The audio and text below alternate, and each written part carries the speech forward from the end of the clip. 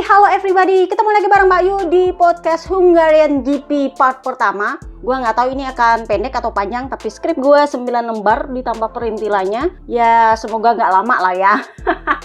Karena kita akan membahas 3 pabrikan terbapuk. Sebenarnya pabrikan terakhir itu nggak bapuk-bapuk banget karena dia di podium sih. Tapi ya karena kita akan membahas 3 pabrikan, yang sisanya itu di podium 1 dan podium 2. Karena ada satu pabrikan yang punya 2 satelit, jadinya dia punya rider lebih daripada yang biasanya. Jadi kita akan membahas 3 pabrikan terbapuk di part pertama ini. Itu juga kayaknya 2 rider terakhir itu nggak akan dibahas karena gua udah nyari-nyari ke sana sini dia punya interview kagak ada. Bahkan di situs resminya mereka juga nggak ada. Biasanya mereka ada postingan sih tapi mboh lah. So di balapan park ini sebenarnya sempat menjadi isu sebelum mereka balapan di Hungaria karena menurut para rider USBK itu sirkuitnya kecil banget. Jadi ketika di race pertama kalau nggak salah di seri USBK itu ada crash beruntun dan itu yang menyebabkan Iker Lecuona cedera. Karena itu rame banget yang kecelakaan di sana. USBK aja yang lebih lambat daripada MotoGP itu bisa segitu mengerikannya dia punya kecelakaan di tikungan pertama, ya apalagi MotoGP yang gede-gede, bongsor-bongsor dan cepat-cepat ini. Jadi para rider Ducati pun yang pernah curi start untuk ngider-ngider di sana pakai Panigale V4 itu sempat bilang bahwa ini sirkuitnya emang kecil-kecil banget, jadi kalaupun mau melakukan sesuatu kayaknya butuh sedikit kehati-hatian mungkin. Kurang lebihnya kayak gitu. Jadi memang sempat menjadi concern bagi para rider MotoGP di Austria kemarin kalau kalian dengar podcastnya Austrian GP. Sementara itu, balapan park ini juga punya karakter khusus. Yang pertama, ini adalah sirkuit anti-clockwise, yang artinya tikungannya kiri. Ini adalah salah satu dari 6 sirkuit yang memiliki tikungan kiri di kalender tahun ini. Sachsenring sudah pasti, Kota Aragon ini satu, kemudian Phillip Island, kalau nggak salah, gue lupa, ditambah dengan Valencia, kalau nggak salah. So, selain dia punya tikungan lebih banyak kiri, ini sirkuit juga punya karakter temperatur track yang sedikit lebih tinggi. Sehingga ban yang turun kemarin itu adalah ban dengan karkas kerasnya Austria. Jadi ban depannya Austria itu dipakai semua di balapan park. Sementara ban belakang itu dipakai ban dengan asimetris sisi kiri lebih keras. Itu katanya karkasnya standar, meskipun ya sirkuit ini cenderung lebih panas daripada sirkuit-sirkuit lainnya 45 derajat Celcius. Jadi ada beberapa rider yang memakai ban belakang soft dan menurut mereka itu bukan keputusan yang disesali. Gua ulang, tidak disesali. Yang pasti menjelang seri balapan park muncullah berita perkara perjanjian Concordia. Perjanjian Concordia ini kalau kalian bahas mulai dari podcast Brno, kalau nggak salah gue bahas, atau podcast suka-suka ya setelah Brno gue lupa. Intinya adalah ini perjanjian yang meniru perjanjiannya F1. Kemarin ketika ini diajukan oleh asosiasinya Papi Perilin Jarvis, yang mau tanya itu apa, kalian mundur aja lah ke seri Brno dan sekitarnya. Itu sebenarnya Opa SPLT bilang ya nanti kita pikir-pikir dulu karena waktu itu Papi Perivola nampaknya cukup yakin bahwa Liberty Media bisa menyetujui ini. Karena Liberty Media itu nggak aneh dengan perjanjian Concordia karena ini berlaku di F1. Tetapi jeng tiba-tiba Dorna menolak. Jadi menurutnya Dorna, gosip berhembus sepoi-sepoi. Satu, mereka tidak akan membagi keuntungan dengan tim pabrikan karena kan selama ini yang mendapat subsidi itu adalah tim satelit. Mereka tidak akan memberikan subsidi kepada tim pabrikan dengan alasan apapun. Yang kedua, mereka tidak akan memberikan kepemilikan slot grid kepada para tim. Artinya semua proposal ini ditolak oleh Dorna. Jadi Dorna itu akan mempertimbangkan atau memikirkan proposal ini hanya jika kalau seandainya tim pabrikan memberikan kedudukan yang setara dengan tim satelit.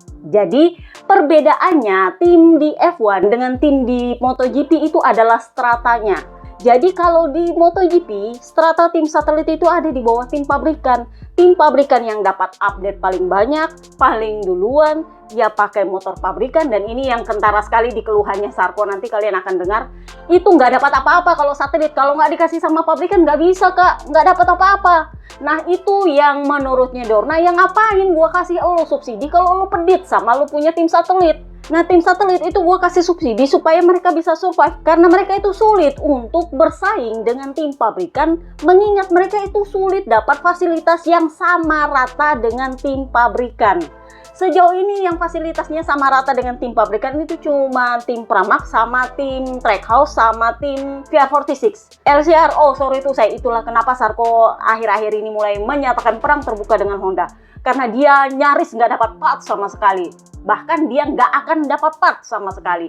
Jadi ya memang ini sedikit tidak adil untuk para rider, terutama yang pakai motor pabrikan. Sementara kalau dia pakai motor bekas ya mungkin karena nggak cocok dia punya update apa gimana. Tetapi sebenarnya mereka juga bisa mendapatkan update part dari tim pabrikan atau dari pabrikan meskipun mereka pakai motor bekas. Sebenarnya kan bisa. Jadi menurutnya Dorna tidak akan terjadi selama stratanya tim pabrikan itu tidak disamaratakan dengan tim satelit. Dimana kalau menurutnya Papi Poncharal, tim satelit itu bebas menentukan mau pakai mesin dari pabrikan mana, mau pakai part dari pabrikan mana, mau pakai update dari pabrikan mana, karena mereka akan merakit motor mereka sendiri ala-alanya F1. Kalau seperti itu ya oke, sama rata semua, bener.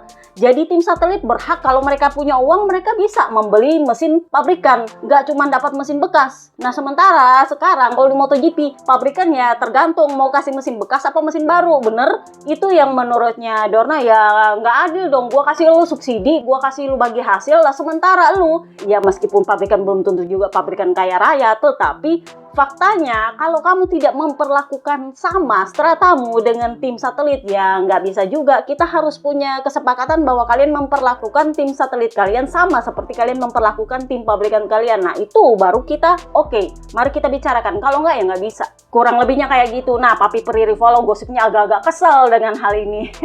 Karena menurutnya gini loh, dia sudah memperlakukan tim Trackhouse itu sama rata dengan tim pabrikan. Jadi data dari Trackhouse, Ai Ogura dan Rolf Fernandez itu sama dengan yang dimiliki oleh Marco Bes dan Jorge Martin. Itulah kenapa Marco Bes bilang bergabungnya Martin itu akan membantu karena selama ini cuman dia dan para rider Trackhouse yang ngerjain data. Nah masalahnya adalah gue nggak tahu mesin pabrikan yang dimiliki oleh tim Aprilia Trackhouse ini apakah sama speknya dengan yang dimiliki oleh Marco Bes. Ai Ogura itu pakai spek ya bukan spek A, mungkin spek B atau spek C. Tetapi yang jelas nggak sama persis dengan yang dimiliki oleh Marco Bes katanya, tapi lah. Sementara tim pabrikan ya susahnya adalah kalau udah dihomologasi mereka udah nggak bisa ganti mesin, itu susahnya. Jadi nggak bisa memilih mau pakai mesin bekas, nggak bisa memilih mau pakai update lama, nggak bisa.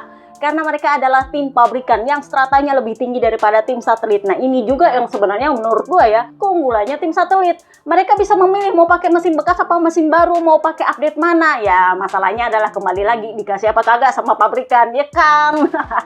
Jadi itu yang menyebabkan Dorna itu menolak proposal ini tanpa batas waktu yang ditentukan karena itu resmi. Pertimbangan yang lain adalah menurut gue Dorna itu memberikan argumentasi kepada LM untuk mau ngembaliin modalnya LM itu lebih cepat. Jadi ibarat kata LM, kalau lu kasih bagi hasil kita sama para tim pabrikan dan para pabrikan ini, kita punya keuntungan lebih kecil loh. Karena kalau nggak dibagi hasil dan sistemnya sama seperti dulu-dulu, maka kemungkinan besar kamu bisa balik modal lebih cepat. Kalau kalian ngintil gue dari tahun lalu, kalian akan tahu bahwa gue bilang Dorna ini dibeli mahal sama Liberty Media. Meskipun ya TKO Group bilang mereka menawarnya lebih mahal daripada LM sebenarnya.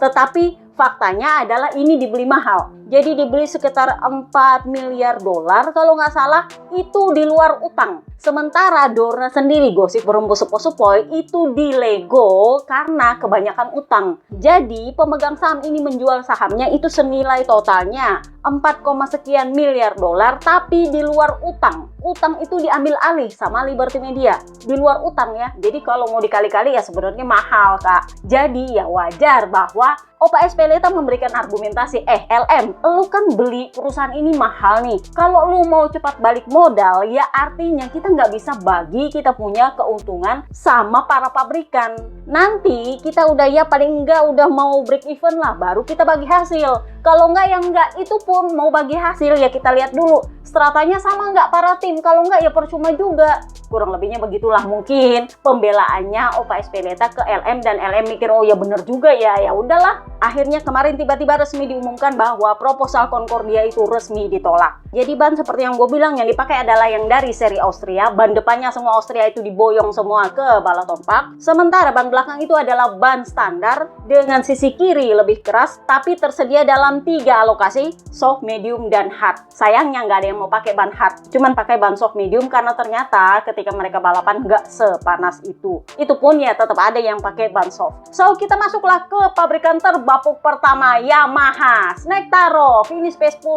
itu juga kena long lap penalti, Kak. Jadi kalau kalian nonton sprint race, dia ini sebenarnya udah gue bilang tikungan pertama itu adalah yang paling di concern ketika sprint race, karena itu adalah race pertama di Balaton Park. Dan ya memang pada akhirnya terjadi, untungnya memang anak-anak MotoGP ini skillnya beda memang. Jadi mereka bisa menghindari rider yang crash di tengah-tengah mereka. Ya yang paling apes kenanya siapa? Enea Bastian ini. Ini udah gue bilang rider paling apes seakhir pekan kemarin. Kenapa? Dia sudah diseruduk sama Snack Taro, udah hilang right height device-nya, pada akhirnya dia susah ngerem, dia nyeruduk lagi Sarko, ya kena double long lap penalti lagi. Belum sempat dia bayar long lap penaltinya, lah sudah crash-nya juga jelek banget malah. Dan untungnya satu hal yang paling gue syukuri kemarin itu adalah dia nggak disambar sama rider manapun karena dia crashnya itu nyebrang chicane. Jadi itu yang membuat para rider itu concern bahwa kalau crash itu dia nyebrang chicane dan potensinya itu kena seruduk rider lain. Nah untungnya makanya gue bilang skillnya para rider MotoGP ini memang high level lah ya. Mereka masih bisa menghindari Enea Bastian ini mungkin karena itu chicane jadi kecepatannya masih kurang tinggi. Beda dengan ketika di Catalan 2003 ketika Pecco diseruduk sama Binder, itu kan memang lagi lurus-lurusnya dan memang Pecco high side-nya emang di tengah-tengah. Para rider ketika nikung, habis nikung itu kan belum sepenuhnya berakselerasi, jadi masih bisa lah mengontrol kondisi motor mereka sehingga kayaknya lu kemarin ini masih bisa menghindari Enea. Enea sendiri juga mungkin agak-agak sedikit shock sehingga double long lap penaltinya itu mestinya sih dia bayar dulu. Tujuannya dia sebenarnya balapan kemarin itu cuma mau bayar double long lap penaltinya supaya nanti kalau dia pindah ke Barcelona udah nggak ada double long lap penalti yang diutang. Tapi karena dia crashnya jelek gitu, mungkin dia udah shock juga akhirnya ya daripada nanti crash lagi. Kenapa? Karena kan kemarin dia belajar bahwa ketika dia memaksakan balapan dengan motor yang setengah rusak, pada akhirnya dia punya konsekuensi lain. Jadi dia nggak mau memaksakan pakai motor yang habis crash itu untuk balapan lagi. Takutnya nanti dia susah ngerem lagi, jadi masalah lagi ya kan, tambah banyak penaltinya. Jadinya ya udahlah dia balik pedok tanpa membayar penalti satupun. Sementara Snack Taro yang bikin gara-gara di tikungan pertama itu kena long lap penalti. Sebenarnya gini, Snack Taro sendiri bilang gua nggak sengaja. Kalau dari motif sebenarnya dia nggak sengaja sebenarnya, dan dimaklumi karena ini adalah tikungan pertama kali untuk semua orang. Ya aturannya ya wajar kalau ada yang melakukan kesalahan atau terjadi crash di situ karena semua orang udah bisa menduga ini bakal kenapa paling jeleknya. Jadi semua rider di pedok itu kebanyakan memaklumi kesalahannya Quartararo kecuali satu orang, you know who? Acosta. Tahu nggak Acosta itu bahasnya gue bisa bilang agak-agak nyelekit. Tahu nggak dia bilang apa? Quartararo bagaimana bisa dengan pengalaman sebanyak itu tidak bisa mengendalikan motornya ketika masuk di tikungan. Padahal dia tahu itu tikungan pertama dan semua orang sadar bahwa kalau kamu tidak bisa mengerem motormu di situ, karena itu kan semua tahu itu tikungan sempit. Semua rider di MotoGP itu sangat-sangat hati-hati masuk di situ karena mereka nggak mau buru-buru. Nah, lu juga pasti kayak gitu karena lu kan punya pengalaman lebih banyak daripada gua. Tapi kenapa bisa lu melakukan pengereman dengan cara seperti itu? Katanya, ya Snack Taro sendiri bilang, ya gua nggak sengaja karena ketika gua mau masuk tikungan itu ternyata dia punya cup itu agak-agak berpasir sehingga rem gua itu nggak makan. Jadinya gua nggak bisa menghentikan motor. Di saat yang sama ada Morbidelli apa Marco Bes gitu yang datang sehingga dia berusaha untuk menghindari gimana caranya supaya dia nggak nyenggol pembalap lain di tikungan itu. Jadi dia lari keluar dan dia dapatlah Enea Bastian ini yang sebenarnya kalau Enea Bastian ini bisa sedikit lebih cepat meleset gitu mungkin nggak kesenggol dia punya belakang, cuman ya karena motornya Quartararo udah keluntang-geluntung ya kena lah itu belakang motornya, rusak whole shot belakangnya, RHD belakang. Jadi ya itu yang bikin Enea katanya agak kesulitan untuk mengerem di bagian belakang dan itu yang bikin dia punya motor susah berhenti dan nyeruduk Sarko. Kurang lebihnya kayak gitu. Jadi Snack Taro ya kena long lap penalti. Jadilah dia finish P10, turun 4 posisi. Jadi dia bilang ya ini balapan sama seperti balapan lainnya. Meskipun ya sejujurnya saya tidak terlalu percaya diri di awal balapan mengingat apa yang terjadi kemarin. Jadi saya mengerem terlalu cepat karena saya tidak mau terjadi salah ngerem lagi seperti kemarin. Jadi saya mengerem jauh lebih cepat daripada titik kemarin saya mengerem. Lalu sesuatu terjadi. Saya justru kehilangan 2 posisi. Dari sana saya berusaha comeback, berusaha menyalip kembali binder dan Bagnaia di lap pertama. Tetapi setelah saya membayar long lap penalti saya, nah ini ban saya turun drastis. Padahal dia pakai ban belakang medium. Jadi kalau kalian lihat itu alokasi ban, kan udah gue bilang ada yang ikut arisan, ada yang enggak. Kalau lu pakai medium, nah lo keluhannya kurang lebihnya sama. Jadi dia bilang, setelah saya bayar long lap penalti saya, kok iya ban saya malah aus, padahal itu pakai ban medium. Jadi dia bilang ya gara-gara kejadian itu akhirnya saya tahu bahwa kita punya masalah dengan grip. Saya mencoba memacu motor sekuat tenaga, berusaha untuk menyamai Pecco, tetapi jaraknya tetap sama dan tidak berubah-berubah. Saya tidak bisa memperkecil jarak. Saya memang kuat saat pengereman, tetapi kemudian saya kurang bertenaga saat mencoba berakselerasi. Jadi kalau mau dilihat overall, ya lagi-lagi Yamaha memang yang terbapuk. Dia harus mengakui itu. Jadi dia bilang, kalau kalian perhatikan Ducati pertama, Aprilia ketiga, KTM kedua, dan Honda di posisi kelima, lu bayangin gua di 10. Yamaha paling bagus 10 kak. Honda terbaik yang cuma sebiji lolos itu posisinya P5. Kalau mau diperhatikan ya kalian bisa tahu jelas siapa pabrikan terakhir. Siapa pabrikan terbapuk? Ya Yamaha. Jadi kita ya begitulah, kan udah gue bilang Yamaha itu nampaknya sudah menghentikan pengembangan M1 inline mereka sehingga tidak ada update apapun yang cukup berarti yang bisa membantu para rider pabrikan. Ditambah Honda itu ternyata pakai part baru kak, dan ternyata bagus. Lu lihat aja lu kemarin nih, ya kan? Jadi ketika ditanya emang lu nggak minta apa gitu sama Yamaha setelah hasil buruk di Austria kemarin, lu nggak ada rencana gitu menuntut sama kayak Pecco aja coba sampai ngamuk-ngamuk ke Ducati, masa lu nggak bisa gitu? Ya masalahnya adalah dia sudah berapa kali coba ada Yamaha yang ya you know lah ya Pavesio batu banget. Kalau Ducati mah masih bisa ngeles dulu karena Pecco kan jarang-jarang komplain, sekali komplain kan ribut jadinya Ducati. Nah dia kan emang komplain lagi dan Pavesio emang yang batu lagi. Jadi waktu ditanya emang lu nggak minta apa-apa gitu sama Yamaha, Pecco aja bisa minta sama Ducati. Jadi dia bilang gini, saya sudah berbicara dengan mereka setiap hari. Saya bertanya kenapa kami tidak punya komponen baru, kenapa kami tidak punya ide baru, karena itu yang terpenting. Saya merasa kami sudah menggunakan rangka yang sama sejak tes Sepang, artinya nggak diganti-ganti sama sekali.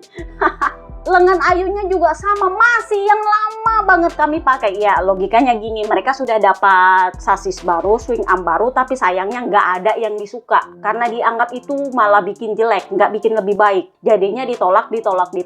Ya jadinya mereka masih pakai yang lama kemarin, dan itu juga yang bikin Pavesio ala-ala yang udahlah ya gue bikin juga percuma gitu. Sementara Quartararo maunya ya kalau gue tolak lu bikin lagi.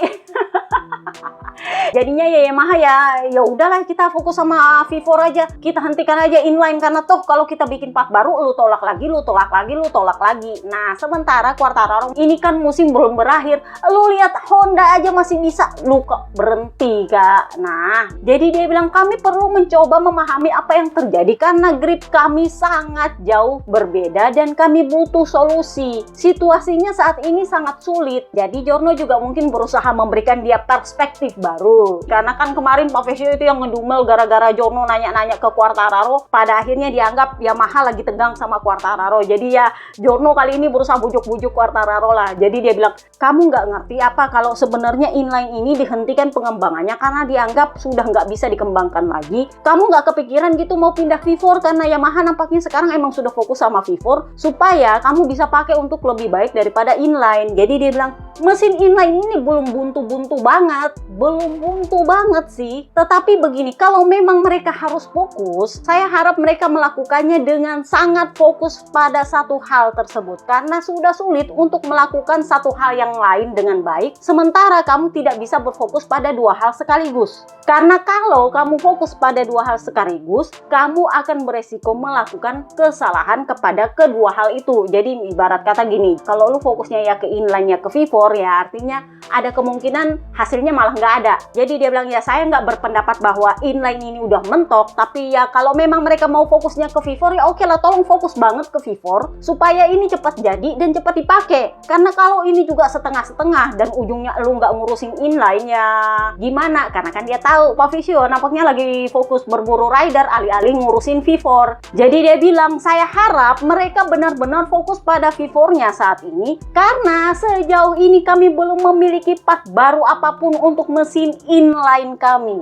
Nah, karena ini ngomongin mesin V4 pengembangannya, ditanyalah perkara Miller. Ini yang gue bilang, kalau Papi Prilin Jarvis biasanya ditanyain dulu ke Quartararo, lu mau siapa yang tinggal di sini supaya kalau ada yang mau diganti, gue ganti yang menurut lu bisa diganti. Jadi ditanyalah dia sama Jono, apa pendapatmu soal line up Yamaha tahun depan? Karena nampaknya dia nggak pernah ditanya. Jadi dia bilang, begini, saya tidak tahu apa yang terjadi di Pramac, tetapi saya rasa Miller harus dipertahankan. Karena dia adalah satu-satunya yang paling berpengalaman dengan mesin V4. Saya bilang satu-satunya karena saya belum pernah mengendarai mesin V4. Alex Rins itu pernah pakai mesin V4 itu cuma setengah tahun di Honda. Karena setelah itu dia cedera. Itulah kenapa saya ingin Miller dipertahankan. Dan tahun depan Toprak akan menjalani debut MotoGP-nya. Kita juga akan membutuhkan pengalaman dia, kurang lebihnya begitu. Jadi dari sini kalian tahu fixnya kemana? Yep, Oliveira dibuang. Kenapa bukan Alex Rins? Nah, kemarin kan udah gue bilang Alex Rins ini kuat secara hukum karena dia bukan rider terbapuknya Yamaha. Kalau Yamaha mau memaksa mendepak dia, Yamaha harus bayar mahal dan itu ternyata yang dikonfirmasi oleh pengacaranya Yamaha.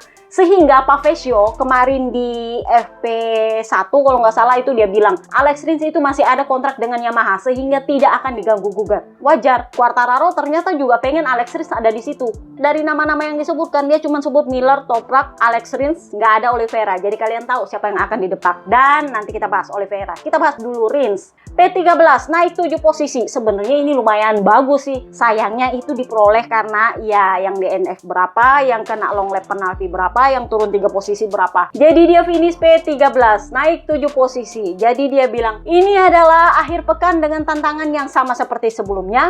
Dengan ban baru dan tangki penuh, kami mungkin tidak bisa kompetitif, tetapi di paruh kedua balapan, kami bisa mempertahankan kecepatan balapan dengan baik. Kami perlu terus memperbaiki sistem elektroniknya karena dari data, kami melihat ada begitu banyak getaran, akibatnya motor menjadi sulit dihentikan. Saya berusaha mengendalikannya dengan rem depan, tapi ternyata getarannya justru berasal dari ban belakang. Jadi masalahnya Rins itu adalah cheater, masalahnya Quartararo adalah grip ban belakang dan akselerasi. So, kita pindahlah ke Pramac. Oliveira, dia finish P12, naik 7 posisi. Ini juga udah gue bilang, semata karena banyak yang DNF dan banyak yang kena penalti. Ya long lap-nya lah, ya turun grid lah, berapa-berapa lah. Pokoknya banyak lah yang kena penalti kemarin. Jadi dia bilang, saya minta maaf atas kesalahan yang terjadi di lap kedua terakhir yang membuat saya kehilangan posisi ke-11. Saya tahu Ogura berusaha mengejar saya, jadi saya berusaha mulai mempush sekuat tenaga untuk mempertahankan diri dan tidak memberi dia kesempatan. Sayangnya di zona pengereman di tikungan 5 saya melebar dan dia berhasil menyalip. Sangat disayangkan, tapi secara keseluruhan saya cukup puas dengan balapan saya. Saya berusaha untuk tetap konsisten dan menjadikan pembalap di depan saya sebagai acuan. Setelah beberapa balapan yang sulit, saya kembali meraih poin dan di trek yang di atas kertas seharusnya sulit bagi kami. Jadi hal itu memberi saya semangat. Nah, kita bahaslah gosipnya dia. Karena kan Quartararo nggak ada nyebut namanya dia ya kan? Dan Pavesio di FP1 kemarin itu bilang bahwa Rins itu nggak akan diganggu-gugat dari seatnya karena dia masih ada kontrak.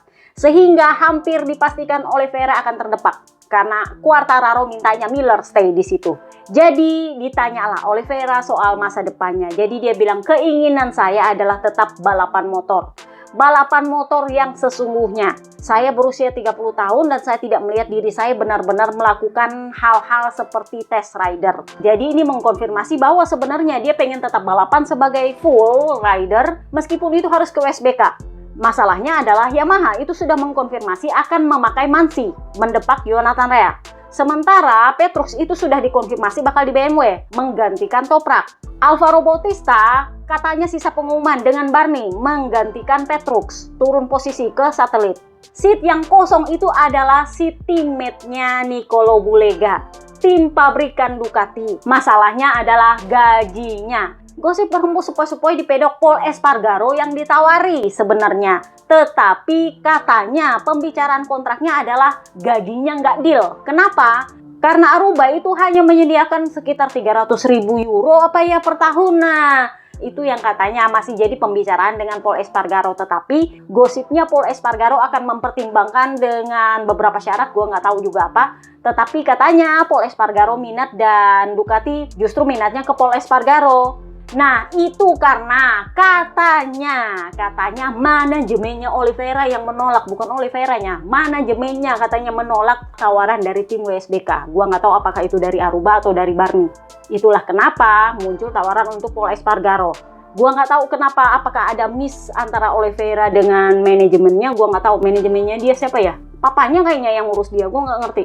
Tetapi kurang lebihnya seperti itu, karena dia bilang gini, gue itu sebenarnya nggak mau jadi test rider karena kita nggak tahu kondisinya saya dapat wildcardnya kapan dan bagaimana rencana pengembangannya mereka. Juga karena saya tidak tahu apakah di tahun 2027 saya masih akan dapat wildcard sebagai test rider atau enggak. Tetapi karena gosip berhembus sepoi-sepoi, jurnal belakang pedok itu mendengar bahwa manajemennya Oliveira yang justru menolak tawaran dari tim WSBK. Gua nggak tahu apakah itu perkara gaji atau apa, dan justru menerima penawaran dari Aprilia untuk menjadi test rider mendampingi Lorenzo Savadori. Aprilia itu mengakui bahwa mereka itu keteteran, kayaknya di seri Lemang ya, gue bilang bahwa petingginya Aprilia itu di Noale itu mulai nanya-nanya soal kondisinya Martin karena Savadori itu udah nggak bisa ngembangin motor mengingat dia sibuk balapan menggantikan Martin. Nah, di saat yang sama Ai Ogura itu cedera, nggak ada yang gantiin, Kak. Karena test ridernya sibuk gantiin rider yang cedera panjang, yang satu lagi kosong, ya siapa yang mau gantikan? Sementara pengembangan keteteran. Jangan lupa, Aprilia 850cc belum ada kabar Kak sampai sekarang. Itulah kenapa Oliveira gosipnya ditawarkan untuk menjadi test ridernya mereka untuk membantu pengembangan motor 850cc.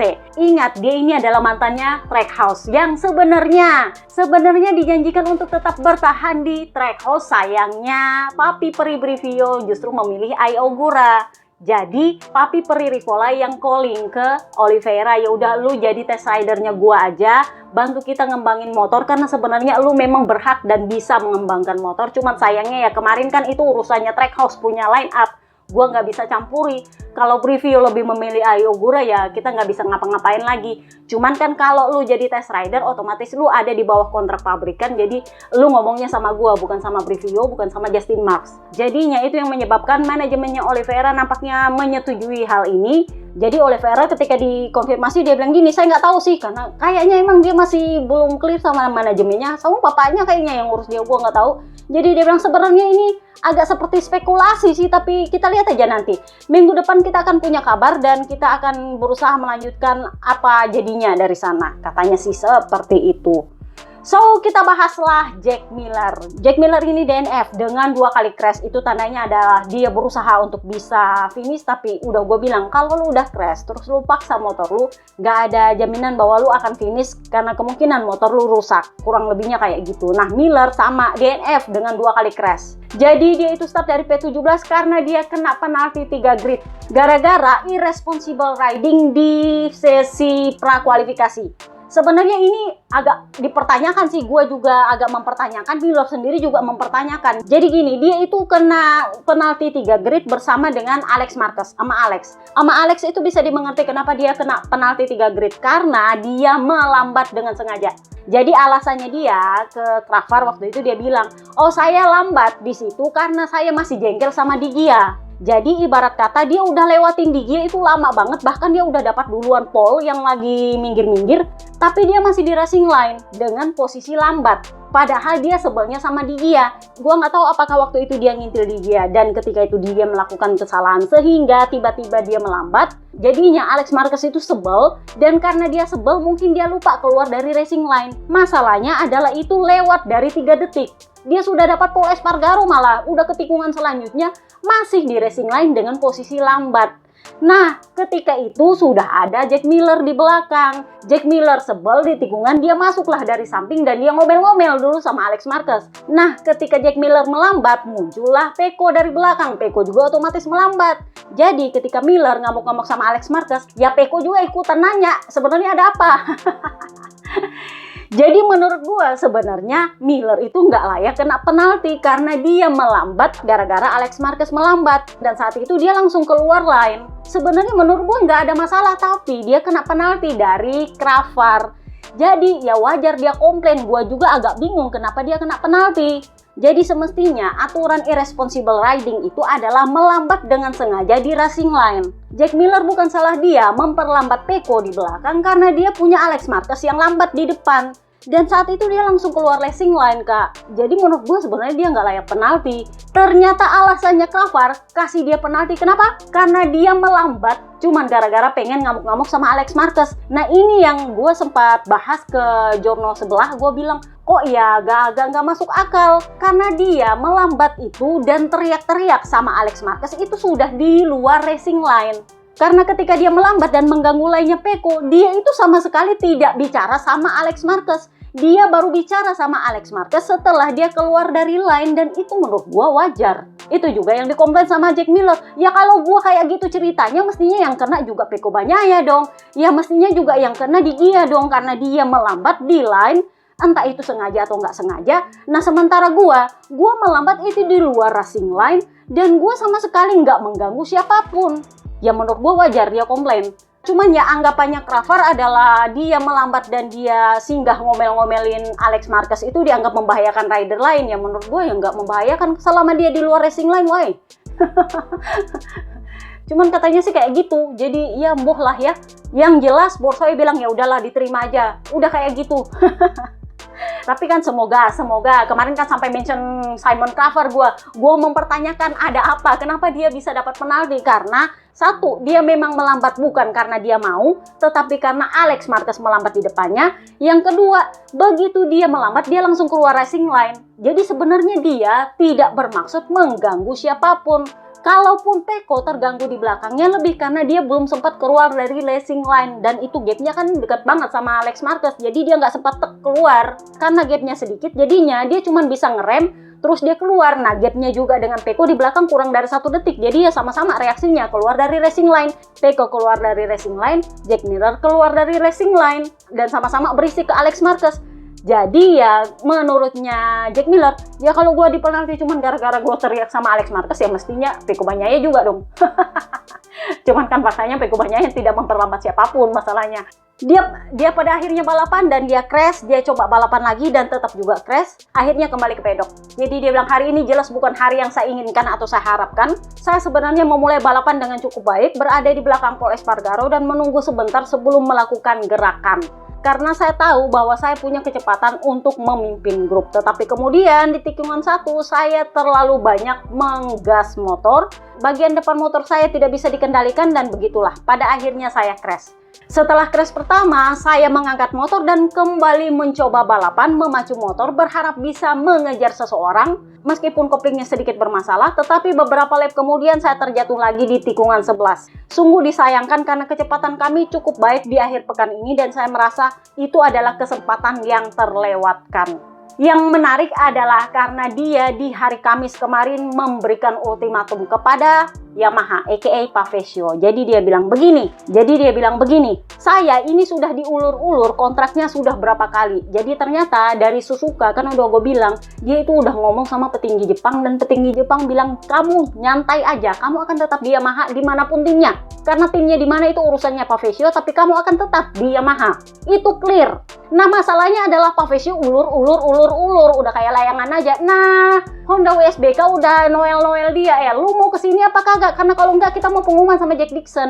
Mengingat gosipnya Carl Kraslow yang akan menjadi manajer. Jadi kan ya wajar Dixon yang masuk karena mereka sama-sama KTPI. Nah di sisi lain sebenarnya Carl Kraslow maunya Jack Miller karena kan ini bestie ini berdua nih. Tetapi kan karena kemarin di Suzuka hampir dipastikan bahwa dia akan diperpanjang, mulailah mereka melirik Jack Dixon dan gara-gara itu Kenneth itu sudah pengumuman dengan Mark VDS Moto2 karena Jack Dixon sudah mulai diplot untuk Honda WSBK. Nah masalahnya Pavesio ulur-ulur ini kontraknya Miller.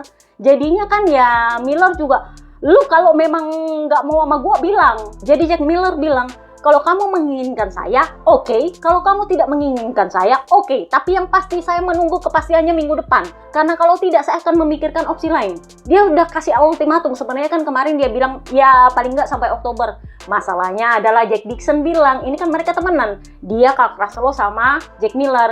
Ya sebenarnya dia dekat sama Clark Russell, Jack Dixonnya karena kan satu KTP. Tetapi Clark Russell dekatnya sama Jack Miller. Jadi wajar kalau Jack Dixon bilang ke Clark Russell, coba tanya sama teman lu itu maunya gimana. Karena gue udah nggak bisa balik lagi ke Mark VDS. Mark VDS itu sudah pengumuman sama Kenneth. Jadi gue udah nggak bisa balik lagi ke sana. Harapan gue itu cuma seatnya WSBK Honda. Lu tanya itu Miller mau gimana cerita. Nah itulah kenapa akhirnya Miller bilang minggu depan apa enggak. Kalau lu nggak kasih pengumuman, gue akan pikirkan opsi lain. Kurang lebihnya kayak gitu.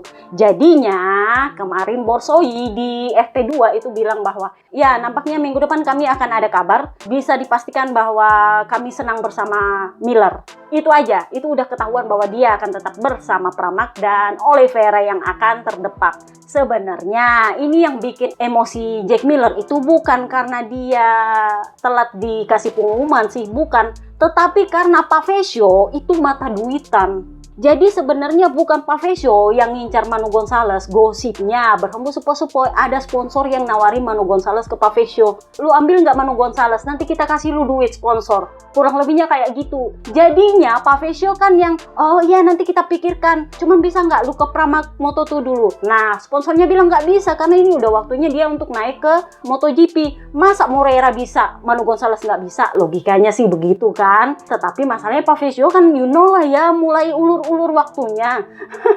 Nah waktu di FP1 kan Pavesio bilang kita nggak bisa ganggu gugat Rins. Nah gara-gara itu berarti Manu Gonzalez incarnya Pramac, Miller udah bilang maunya Pramac, Oliveira masih ada kontrak di Pramac. Nah lo jadi ditanya sama Jack Appleyard, lu maunya gimana Pavesio? Jadi dia bilang ya seperti ini, mengulur-ngulur waktu itu adalah bagian dari strategi kami. Jadi dia nggak ngomong selanjutnya apakah strategi itu seperti apa dan apa maksudnya dengan strategi. Tapi menurut gue, semoga gue salah, ini adalah strategi untuk mengulur waktu penilainya Oliveira. Jadi kalau semakin diperpanjang waktunya, penilaiannya Oliveira ini masih tetap jelek, Pavesio punya alasan untuk membuang Oliveira dengan bilang kami sudah memberikan lu waktu terlalu banyak dan terlalu panjang dan lu nggak bisa memperbaiki hasil lu. Jadi ya punya alasan lah untuk mendepak Oliveira. Di sisi lain dia juga mau mengulur waktu supaya sponsornya Manu Gonzalez ini mengerti posisinya Pavesio dan lebih memilih untuk di Pramac Moto2 dulu. Kayaknya itu caranya dia supaya dia bisa dapat tetap uang sponsor dari sponsornya Manu Gonzalez. Di saat yang sama dia bisa membuang Oliveira dan berusaha mempertahankan Jack Miller. Karena dia tahu Yamaha Jepang itu sudah menjanjikan dia akan tetap di Yamaha dan sebenarnya sisa soal waktu aja sebenarnya dengan Miller. Cuman karena Miller juga butuh kepastian mengingat Honda WSBK udah nanya. Jadinya dia bilang lu bikin keputusan minggu depan atau gue cari opsi lain. Dia udah clear. Jadinya ya waktu di FP2 Borsoi bilang ya kita tunggu kabar lah minggu depan pasti ada kabar. Di saat yang sama itu adalah tanda bahwa Miller akan diperpanjang karena Manu Gonzalez setelah race Moto2 kemarin bilang bahwa saya akan tetap bersama Intact tahun depan. Sudah clear Manu Gonzalez akan tetap di Moto2, artinya seatnya Miller udah clear bakal di Pramac. Sisa pengumuman aja karena Jack Dixon butuh pengumuman itu supaya dia bisa pengumuman sama Honda WSBK. So kita pindahlah ke Honda. Luca Marini satu-satunya rider Honda yang lolos finish kemarin. Jadi sebenarnya dia ini adalah rider yang ya gue nggak bisa bilang diremehin sih, cuman you know lah ya Papi Peripuik. Katanya gosip berhembus sepoi-sepoi di belakang pedok sana. Katanya Jono Pedok juga udah nggak mulai suka sama Papi Peripuik karena dianggap tidak adil. Oke lah kalau soal Luca Marini nggak terlalu disayang itu karena satu, performa dia juga memang terlambat bagus. Gue nggak bisa bilang nggak bagus tapi terlambat bagus. Sementara di sisi lain Honda suka sama dia, Albesiano suka sama dia karena dia bagus ngembangin motor dan dia bisa ngembangin motor yang rider friendly di mana bukan cuma Joan Mir yang bisa bagus, Zarco juga bisa bagus. tetapi dia sedikit kurang, gue nggak bisa bilang kurang dipuji sih, tapi ya memang seperti itulah Papi Peri Puig. Terlepas dari hasilnya dia yang meskipun poinnya dia nggak lebih banyak dari Sarko, dia ini jarang dipuji. Sementara Mir yang kerjanya crash itu, pada akhirnya kemarin di Red Bull Ring dia finish sebagai rider Honda terbaik, tapi kemarin crash lagi. Jadi selama ini dia selalu punya pembenaran untuk Joan Mir, seburuk apapun hasilnya. Jadi dia bilang, ya Joan Mir itu adalah rider yang cepat, dia adalah juara dunia. Jadi wajar ketika dia mengendarai motor, dia mempush motornya lebih dari 100% karena dia tahu potensi dia sebagai rider cepat. Itulah kenapa dia crash, karena dia mempush motornya sedemikian rupa karena dia pengen cepat. Itu selalu ada justifikasi untuk Joan Mir. Sementara untuk Luca Marini, ya dia adalah rider yang tenang, yang bagus, yang punya pembawaan tenang, bla bla bla bla bla. Yang saking tidak disenanginya Luca Marini, dia sampai berani nawar Jorge Martin. Karena petinggi Jepang itu sebenarnya sudah sepakat sama Rivola untuk tidak ganggu gugat Martin, tapi Puig pergi korek-korek karena dia pengen mendepak Luca Marini. Pada akhirnya toh kalian bisa lihat Luca Marini setelah cedera justru bagus, dan kemarin dia menjadi rider yang lolos garis finish satu-satunya. Jadi waktu di grid itu sempat ditanya sama Jack Appleyard, Puig, apa pendapatmu soal Luca Marini? Ya mau nggak mau dia puji lah. Jadi dia bilang, ya Luca Marini dia adalah rider yang sangat analitis, dia adalah rider yang cool, yang tenang, dia bahkan tidak pernah tegang sama sekali. Apapun masalah yang dia hadapi dengan tenang, dan bahkan setelah cederanya yang parah, dia kembali justru lebih bagus lagi. Jadi saya rasa dia adalah rider yang sangat termotivasi untuk memberikan hasil terbaik bagi Honda. Jadi Luca Marini kemarin itu mencetak hasil terbaiknya selama di Honda. Di saat yang sama dia mencetak hasil terbaik untuk Honda di akhir pekan di 2 balapan berturut-turut, yaitu di sprint race dan di balapan panjang. Jadi kemarin dia juga lumayan bagus sih balapannya. Dia sempat battle sama Morbidelli as usual. Kalau sama Morbidelli pasti ada senggol bacok lah ya. Jadinya ya Morbidelli kena penalti, turun satu posisi, yang mana sebenarnya ya Morbidelli seperti biasa agak bingung juga kenapa gua di penalti, wong itu kontak biasa. Ya nggak bisa juga kak, lu kan sempat sedikit shortcut, itu masih untung loh, itu nggak kena long lap penalti. Lu lihat aja si Pecco Bagnaia kena long lap penalti karena dia shortcut. Lu kena shortcutnya sedikit banget gara-gara kontak, kan udah gue bilang. Mungkin Craver dengar podcast gue kali ya. Kan kemarin waktu di mana ya yang gue komplain, itu kan mestinya nggak perlu long lap penalti karena dia kontak. Kecuali kalau dia nggak kontak terus dia shortcut, ya oke, dia kena long lap penalti. Tapi kalau ada kontak dulu, ya bukan salah dia dong dia shortcut. Nah kemarin cuma diturunin satu posisi kak. Jadi meskipun Morbidelli tetap bingung juga, tapi ya udahlah, dia bilang saya yang penting hubungan saya bagus sama Craver dan saya mengerti sebenarnya seperti apa. Menurut gue juga itu masih mending daripada lu kena long lap penalti kayak kemarin. Kan di mana sih, di Silverstone apa ya kemarin itu dia kena long lap penalti. Emang nggak adil sih karena kan ada kontak dulu. Kecuali kalau nggak ada kontak ala-alanya Pecco Bagnaia yang melebar terus dia shortcut, nah itu memang harus kena long lap penalti kalau dia nggak kehilangan 1 detik. Jadi Luca Marini dia bilang ini adalah balapan yang benar-benar bagus, saya bersenang-senang.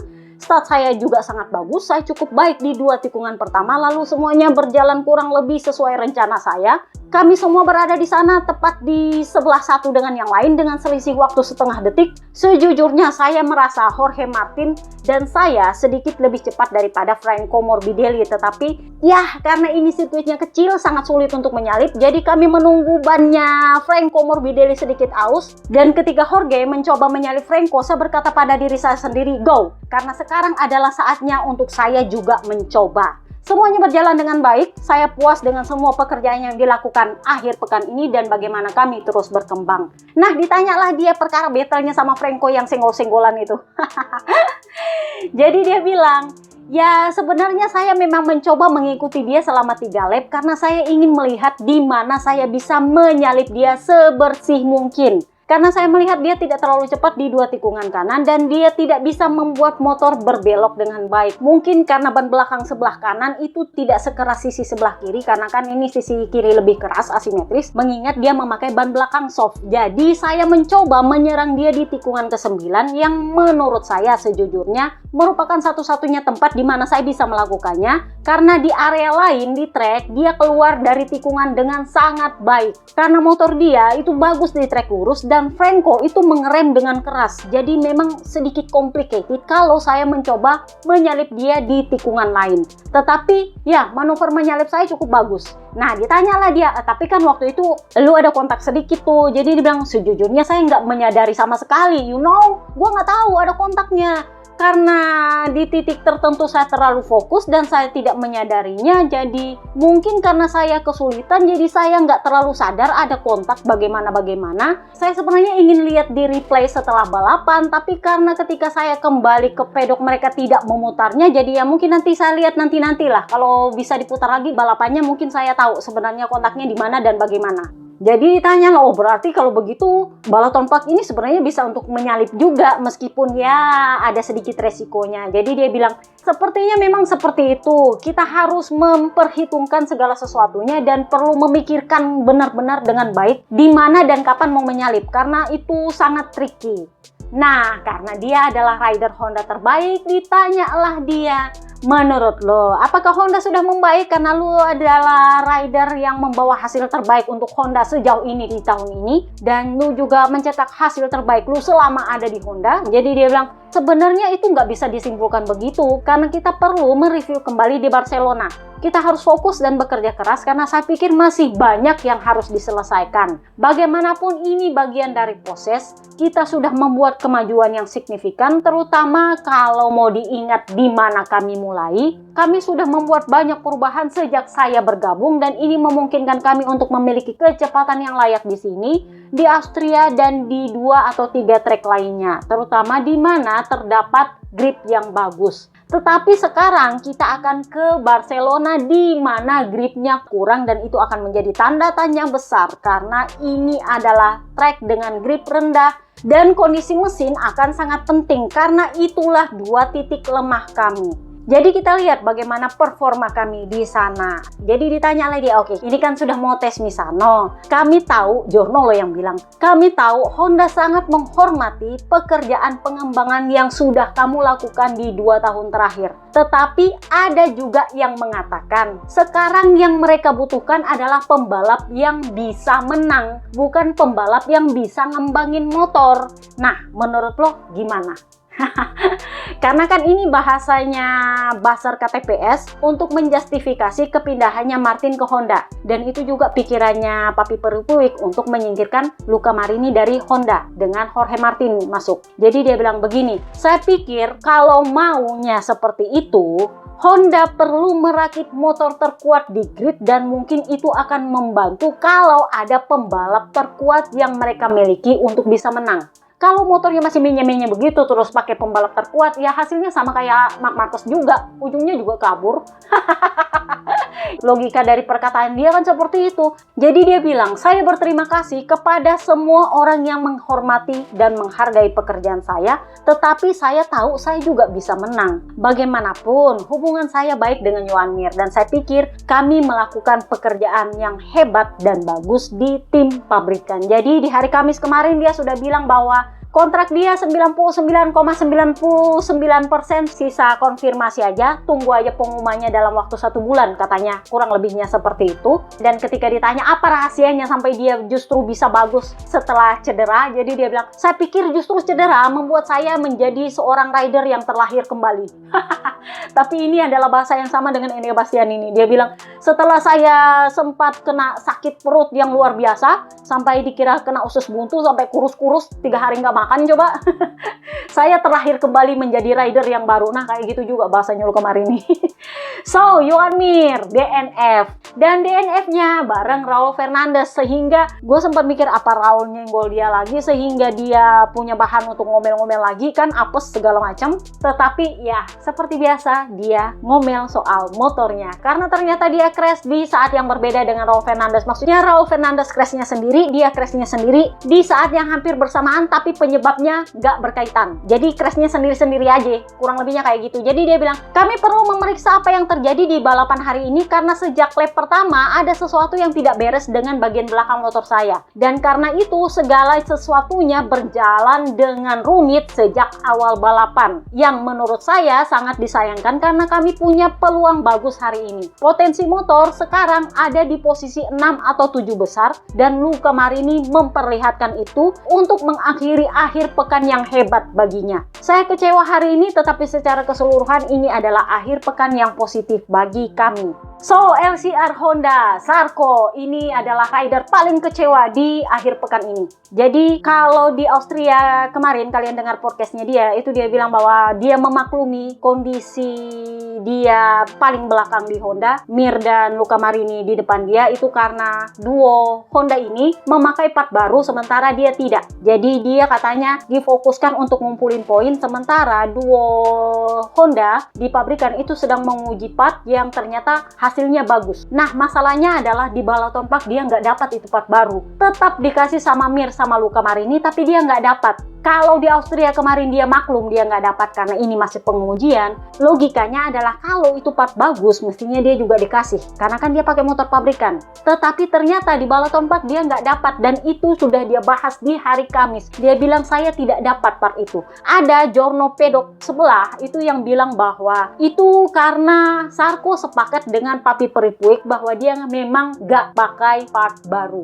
Dia sudah sepakat. Nah, waktu itu gua bahas, setahu gua kalau dari artikel yang ada, dia mengatakan dia sepakat untuk gak dapat part baru itu di Austria. Lain cerita kalau di Balaton Park, mestinya dia dapat. Karena kan kalau di Austria itu karena baru dicoba sama para rider pabrikan. Nah sekarang mestinya udah giliran dia dong dapat, logikanya. Ternyata dia nggak dikasih. Dan pada akhirnya dia punya kualifikasi itu ancur-ancuran. Sprint race dia DNF gara-gara dia ditabrak langsung pleng-pleng-pleng sama Enea Bastianini. Jadi dia bilang ini adalah akhir pekan yang tidak terlupakan karena saya finish tanpa poin. Kalau biasanya dia itu masih optimis ala-alanya Luca Marini. Sekarang emang beneran yang kalau menurut gua sudah ala-alanya Pecco Bagnaia yang sedikit ekstrim. Jadi dia bilang ini tidak terlupakan karena seluruh akhir pekan saya pulang tanpa poin sama sekali. Perasaan yang sangat buruk dari awal hingga akhir dan saya merasa sangat tidak senang. Ini benar-benar mempengaruhi saya.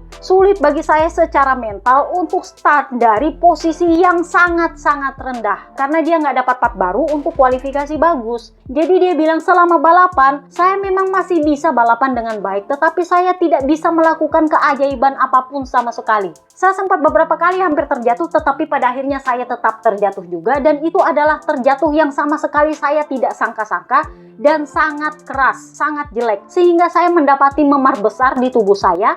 Saya terjatuh di curb dan motornya bergerak dengan bagian depan yang terputar-putar. Saya tidak tahu kenapa saya kehilangan feeling saya di atas motor dan itu sudah berlangsung selama 2 akhir pekan. Saya harap saya bisa mendapatkan perasaan itu kembali di Catalan karena saya cukup cepat di sana. Jadi ditanyalah dia, emang lu nggak dapat part baru gitu dari Honda? Nah itu kan dia udah bahas dari hari Kamis, dia bilang dia nggak dapat part di Balaton Park. Jadi di akun X-nya Giorno Pedok sebelah, gue tuh sempat bilang bahwa gue harap di balapan berikutnya dia akan dapat part baru. Tahu nggak ternyata itu ditanya dan dia jawab, you know apa dia jawab? Saya tidak akan dapat part baru apapun di Barcelona. Jadi dia bilang saya akan menguji beberapa part tapi saya tidak pakai untuk balapan. Jadi saya harus menemukan solusi sendiri untuk motor ini karena berdasarkan hasil yang saya miliki, para petinggi menganggap bahwa saya bisa mempertahankan perasaan yang saya miliki di beberapa balapan sebelumnya. Artinya adalah lu nggak dapat part sama sekali karena tanpa dapat part apapun, lu bisa bagus. Sementara untuk para rider tim pabrikan, mereka dapat part karena ada beberapa yang keteteran dan nggak suka sama hasilnya,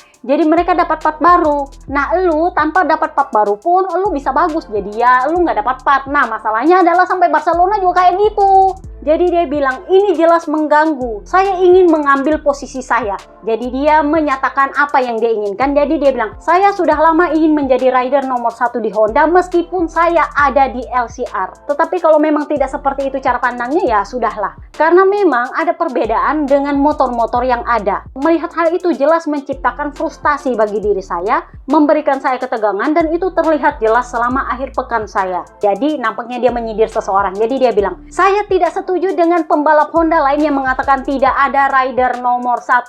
Akhir-akhir ini ada gap di antara kami. Kami mencoba part-part bagus, tapi sayangnya saya tidak mendapatkan manfaatnya. Karena kan dia nggak dapat itu untuk balapan. Dia cuma disuruh menguji tapi nggak boleh dipakai balapan. Jadi dia merasa itu nggak adil. Jadi dia bilang tim LCR harus menunggu lebih lama daripada tim HRC untuk mendapatkan part yang bagus. Dan akibatnya kami kehilangan momentum positif kami. Jadi Sarko secara terbuka menyatakan perang dengan Honda. Menurut gue sih bukan Hondanya, tapi papi peripuiknya.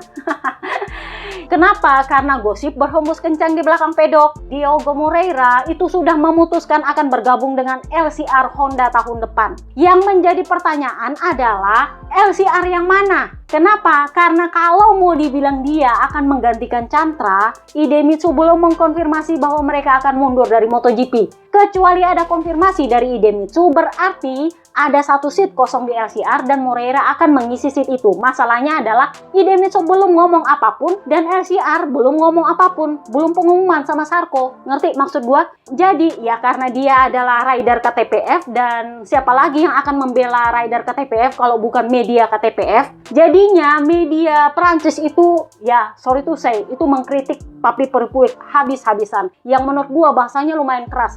Dari mengganggu keseimbangan, dari menyalahgunakan posisi, dari tidak profesional, karena ternyata mereka sempat minta wawancara sama Papi Peripuik dan ditolak. Padahal itu TV resminya Prancis. Jadi kalian tahu itu siapa?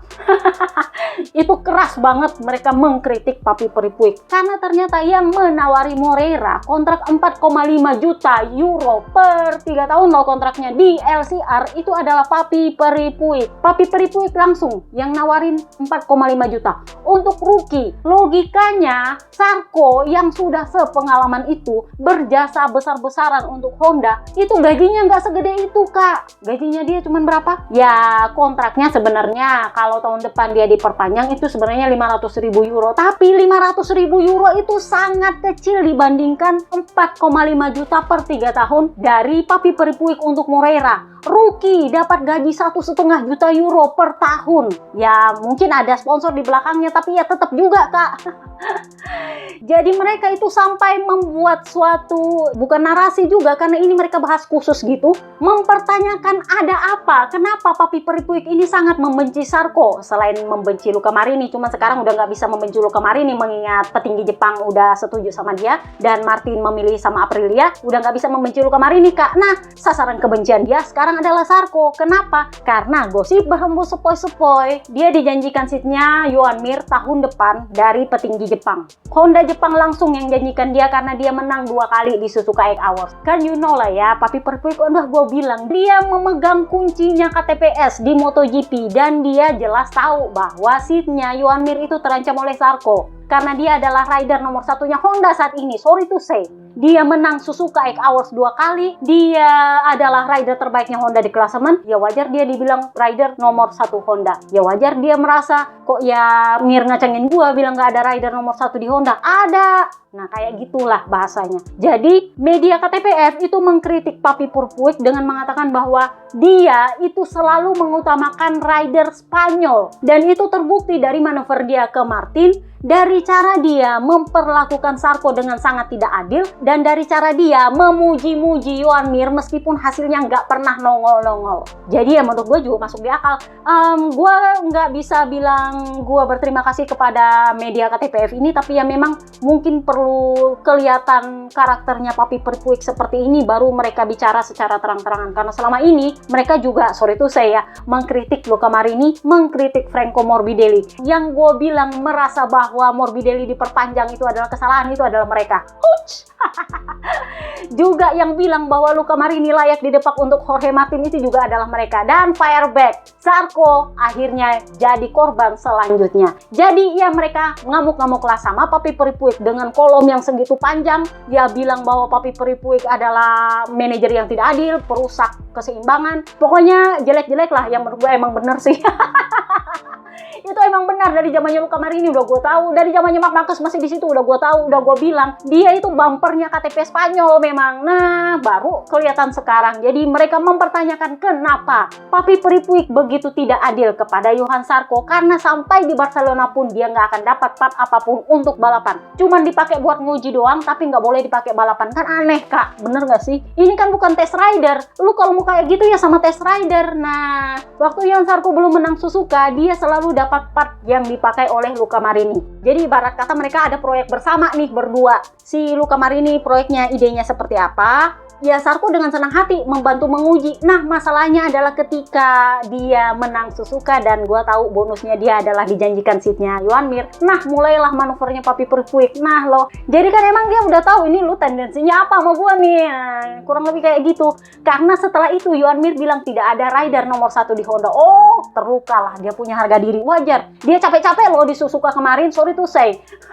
Lu masih mending Luca Marini ada usaha mau mencoba meskipun dia cedera, tapi pada akhirnya dia cedera pun dia kembali bawa hasil bagus. Nah sementara lu jangankan mencoba, mikir untuk ikut Suzuka aja kagak mau. Luca Marini tahu nggak dia bilang apa? Kayaknya tahun depan gue pengen coba lagi deh, karena gue udah belajar, oh ada kunciannya nih seperti ini, jadi tahun depan gue coba lagi, semoga nggak gagal. Nah Luca Marini tahu dia akan ikut Suzuka tahun depan, itu artinya dia akan diperpanjang. Jadi karena Idemitsu belum konfirmasi apakah mereka akan tetap ada di MotoGP tahun depan dan Chandra tetap akan ada di MotoGP tahun depan, otomatis kalau Moreira dikonfirmasi maka itu akan untuk seatnya Zarco. Zarco-nya didepak. Nah itu yang bikin media Perancis ngamuk-ngamuk karena dianggap Papi Peripuik ini ngitung orang apa kagak sih? Nggak segitu-gitu banget kali ya jahatnya, kurang lebihnya kayak gitu. Karena ternyata dia punya hubungan yang buruk dengan Zarco bahkan sejak bertahun-tahun lalu. Masih ingat ketika Zarco dilepas sama KTM, waktu itu Zarco sempat menggantikan Takaki Nakagami yang cedera di LCR. Masih ingat nggak? Kalau kalian masih ingat berarti kalian udah ngintil gue lama banget, bangkotan banget berarti, karena waktu itu gosipnya ternyata dia dijanjikan seatnya Honda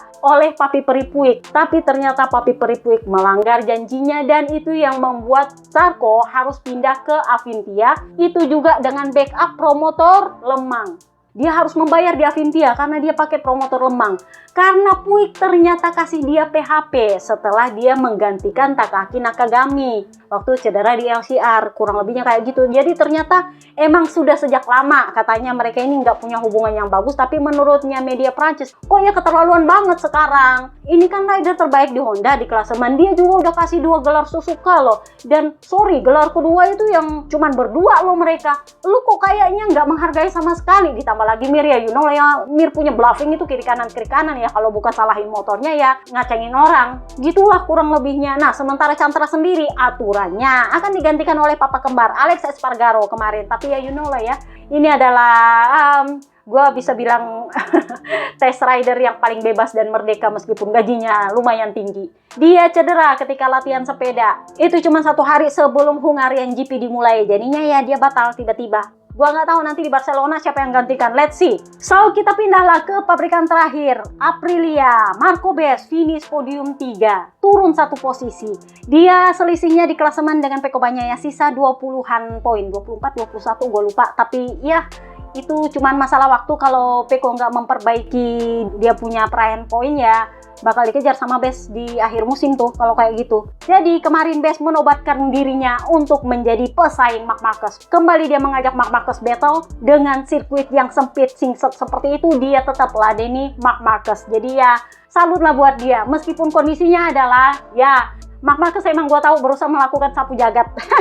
Kalian bisa lihat dia mengisi sisi dalam tikungan yang mana udah nggak ada space sama sekali tapi dia isi. Pada akhirnya itu menyebabkan aeronya Bez hilang. Tapi untungnya itu nggak mengganggu sama sekali. Dan untungnya Bez nggak crash karena pada akhirnya ya Marc Marquez memutuskan untuk nggak melanjutkan manuver dia dan dia memutuskan keluar line dan menunggu beberapa lap sebelum mencoba menyalip Marco Bez lagi. Jadi dia tunggu bannya Marco Bez habis baru dia salip karena ketika bannya Marco Base masih ada, ternyata itu terlalu beresiko meskipun dia berusaha untuk sapu jagat. Mengingat kalau dia sapu jagat di situ dan Marco Base crash atau kenapa-kenapa, dia bakal kena penalti. Karena dia sudah tahu itu sirkuit sempit segala macam, tapi dia maksa, itu nggak bisa. Jadi, Base pada akhirnya harus ikhlas finish di posisi 3. Jadi ditanyalah dia perkara senggol-senggolan itu. Jadi dia bilang gini, ya saya berusaha untuk melakukan segalanya.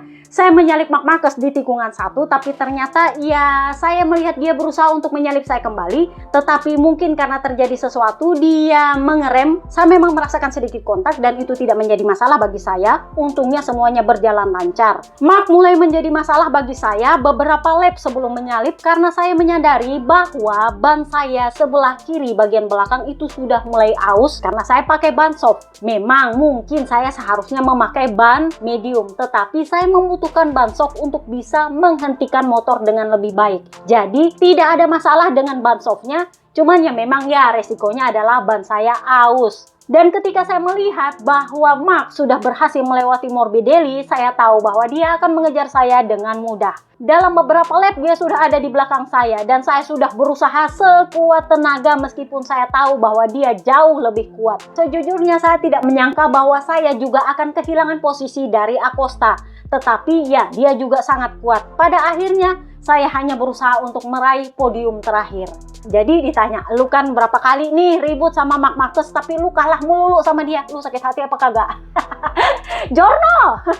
Jadi dia bilang, ya mungkin lebih sulitnya adalah karena saya ada di depan dan karena dia begitu berhasil menyalip saya, dia langsung menjauh. Udah nggak bisa dikejar.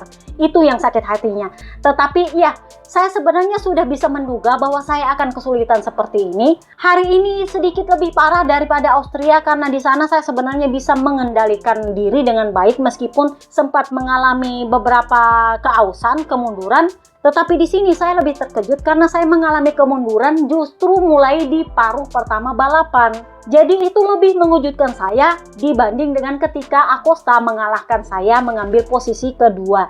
Itu lebih karena saya tidak dalam kondisi prima dan saya tidak tahu bagaimana saya bisa berada di sana. Saya berusaha keras untuk melakukan balapan dengan baik sampai ban memberi saya masalah. Karena setelah itu saya mulai lebih kesulitan, tetapi rasanya menyenangkan untuk bisa bertarung kembali dengan Marc Marquez. Jadi ditanyalah, oh berarti sekarang trennya Aprilia udah mulai positif nih, lo mulai podium lagi. Jadi dia bilang ya semoga saja karena balapan hari ini dan balapan sebelumnya memang positif, tetapi naik turun di MotoGP akhir-akhir ini sangat mudah terjadi sehingga kita tidak bisa berpuas diri. Pertama-tama kita tidak menang karena kita cuma finish ketiga, meskipun itu adalah hasil yang bagus, hasil yang terbaik yang kami bisa dapatkan di sini, tetapi itu bukan posisi pertama. Berusaha untuk tetap berada di depan merupakan kunci untuk terus berkembang. Sejujurnya saya tidak pernah terlalu memperhatikan klasemen karena pada akhirnya dia sadar, oh sisa 20-an poin dong sama Pecco. Jadi dia bilang ya saya nggak pernah memperhatikan klasemen karena itu bukan tujuan utama saya saat ini. Tetapi kalau saya bisa mendapatkan posisi 3 klasemen itu pasti akan lebih baik. Tetapi fokus saya sekarang adalah mencoba untuk meningkatkan motor, membangun fondasi yang kokoh untuk musim depan. Saya juga fokus untuk melanjutkan tahun ini seperti yang kami lakukan saat ini karena saat ini semuanya berjalan dengan baik. Nah, ditanyalah dia performanya Jorge Martin yang ternyata finish tepat di belakang dia. Jadi dia bilang, pertama-tama saya senang untuk Jorge karena dia menjalani balapan yang benar-benar bagus. Tentu saja sangat penting untuk mendapatkan lebih banyak umpan balik dan Jorge bisa memberikan informasi penting kepada para teknisi selain informasi dari saya dan dari pembalap track host. Kami tahu bahwa waktunya akan tiba dan dia akan cepat. Seorang pembalap tidak akan pernah lupa cara mengendarai motor, terutama seorang juara dunia seperti dia. Saya sudah menghabiskan banyak waktu bersamanya dan sungguh luar biasa melihat betapa keras dia bekerja dalam segala hal dan saya sangat senang untuknya. Tim bekerja dengan sangat baik dan pada akhirnya semua ini adalah soal kerja sama tim. Mekanik saya melakukan banyak perubahan pada motor di antara hari Jumat dan Sabtu. Hal yang sama juga saya rasakan ketika saya baru mulai balapan dengan motor ini, tetapi mungkin waktu itu saya terlalu memaksakan diri sehingga bantuan tim dan semua teknisi adalah hal yang sangat saya perlukan dan jelas saya masih harus mengerahkan upaya yang sama seperti hari ini bahkan lebih untuk mendapatkan hasil yang lebih baik lagi. So, kita bahaslah Jorge Martin, finish P4, naik 12 posisi, itu yang cepatnya luar biasa. Lo bisa tahu kalau dia pakai ori. Gua nggak tahu kenapa Marc Marquez tetap juga nggak dapat ori, tapi lo bisa lihat dia pakai KW1 pun dia tetap bagus meskipun dia mesti drama-drama dulu di belakang ya kan. Tapi menurut gue ya lumayan lah, KW1 bikin ada sedikit drama, jadi dia nggak terlalu membosankan. Meskipun ya Ai Ogura pada akhirnya juga bagus, dia juga pakai ori soalnya. Fermin Aldegar mungkin karena terlalu ambisius, dia bilang dia sudah belajar. Dia sebenarnya nggak ada yang salah dengan banyak. Orinya itu bagus sebenarnya, cuman ya gua nggak tahu apakah dia salah ngerem apa gimana, jadi dia bilang ya mungkin karena saya terlalu ambisius. Bahasanya dia adalah dia terlalu ambisius karena dia niat banget ngejar Morbidelli, karena dia nggak ada masalah sama ban, karena dia pakai ori. Masalah apa lagi coba? Jadi Martin, saya tidak tahu apa yang saya harapkan hari ini. Posisi ke-16 bukanlah posisi terbaik untuk memulai balapan, tetapi saya punya strategi yang cukup jelas di 2 tikungan pertama, yaitu menyalip dari sisi luar. Dengan pembalap lain yang saling berdekatan, saya berusaha menyalip dari luar dan mengerem di curb, tetapi saya masih berhasil mengejar 2-3 posisi di tikungan pertama. Kemudian saya berhasil mendapatkan beberapa posisi lagi di tikungan 2 dan tikungan 3 dan seterusnya. Saya terus menyalip di 3 lap pertama dan kemudian berhasil mempertahankan kecepatan yang konsisten di paruh kedua balapan. Saya semakin percaya diri di atas motor meskipun saya masih kurang memahami bagaimana motor bereaksi ketika saya mengerem mendadak. Karena itu 2 atau 3 kali saya hampir keluar track di tikungan 5 dan kehilangan hampir 1 detik setiap kali itu terjadi. Saya masih dalam tahap belajar, sampai-sampai di grid pun kami masih berusaha memperbaiki stang. Saya masih butuh waktu, tetapi dengan memberikan 100% hari ini saya berhasil finish di posisi keempat. Ini adalah hasil yang bagus terutama bagi tim untuk tetap termotivasi dan untuk terus percaya. Sementara bagi saya pribadi ini sangat berarti karena saya telah mengalami peningkatan sensasi dan memperbaiki setup dasar saya serta lebih siap untuk balapan berikutnya. So ditanyalah dia, berarti lu sudah punya kepercayaan diri kembali dong? Jadi dia bilang ya, hari ini saya merasa saya sudah kembali karena tidak mudah mempertahankan kecepatan yang baik selama 26 lap di track yang menantang seperti ini. Saya jelas perlu menghabiskan lebih banyak waktu dengan motor ini, tetapi saya adalah Martinator yang sama seperti tahun lalu dan motor ini telah meningkat pesat dibandingkan musim lalu. Jadi hanya soal waktu sebelum kami bisa menyatukan semuanya dan bersaing untuk meraih kemenangan. Jadi ditanya apakah ini kepuasannya sama atau berbeda, jadi dia bilang ini adalah kepuasan yang berbeda karena tahun lalu saya sangat lapar dan sangat ingin memenangkan gelar, sedangkan sekarang tantangan memimpin Aprilia menuju kemenangan memberi saya lebih banyak motivasi dan lebih banyak kegembiraan daripada yang saya rasakan dengan hanya sekedar memenangkan balapan. Hari dimana saya menang bersama Aprilia akan menjadi fantastis dan saya harap itu akan terjadi. Ditanyalah dia, berarti kita bisa bahas Brno dong. Jadi dia bilang ya, kalau di Brno itu beda cerita karena saya memang sudah ingin cepat di Brno tetapi saya tidak bisa. Kemudian di Austria saya mengalami lebih banyak kesulitan, sementara di sini saya merasa baik sejak awal balapan. Kami perlu memahami alasannya agar kami bisa mengulanginya di balapan berikutnya. Tetapi seperti yang saya sudah katakan, yang penting adalah terus membangun pondasi. Ini karena sangat penting untuk mengenal motor dan selalu menggunakan motor yang sama, sehingga kami hanya perlu melakukan penyesuaian kecil. Sejauh ini belum seperti itu karena kami selalu melakukan perubahan besar di setiap akhir pekan dan saya pikir dengan melanjutkan proses ini kami akan sampai di sana. Dan sekarang kami hanya perlu meningkatkan area lain seperti kualifikasi atau di bagian akhir balapan. So ditanyalah dia, Barcelona ini kan home race dia, jadi dia bilang saya tidak punya ekspektasi apapun untuk Barcelona atau di Misano sekalipun karena saya ingin terus belajar dan memahami cara meningkatkan diri. Hari ini pun saya tidak memiliki ekspektasi apapun dan ternyata saya bisa finish di posisi 4. Dan itu hampir naik podium. Mungkin balapan berikutnya saya akan naik podium atau justru saya bisa bersaing untuk menang. Saya tidak tahu. Tapi yang jelas saya tidak punya ekspektasi selain memberikan yang terbaik. Saya tidak ingin memberikan lebih dari apa yang bisa saya berikan. Hari ini saya bisa saja mengincar podium dan saya crash justru. Tetapi saya lebih suka finish keempat dan terus membangun pondasi yang kokoh untuk masa depan daripada memberikan hasil yang baik tetapi dengan kemudian kemungkinan terjatuh. Kami jelas berada di jalur yang benar, tim bekerja dengan sangat baik dan Aprilia mengejutkan saya baik dari segi cara mereka bekerja maupun dari proyeknya. Kami menuju ke arah yang sama bersama-sama dan saya bisa bilang kami sangat kuat. Jadi ditanyalah dia, menurut lo balap tempat ini bisa dipakai balapan MotoGP apa enggak? Jadi dia bilang, ya menurut saya ini adalah trek yang sangat saya sukai. Fantastis. Orang-orang bilang kita tidak bisa menyalip di sini, tapi well, saya berhasil menyalip 12 pembalap loh. Saya naik 12 posisi. Jadi menurut saya ya trek ini cocok kok untuk balapan karena pada akhirnya saya bisa menyalip. Itu katanya dia. So, itu aja podcast kita karena track host nggak ada interview sama sekali. Nggak ada dari Ayo Gora, nggak ada juga dari Raul Fernandez. Mungkin nanti di part 2 kita lihat. Part 2 akan gue perlambat sedikit karena kita ada jeda race dan gue nggak mau ngubek-ngubek admin akun. Ini aja udah lama setahu gue, jadi kasih dia istirahat dulu baru kita part kedua lagi nanti ya. Oke, see you next part guys. Bye-bye.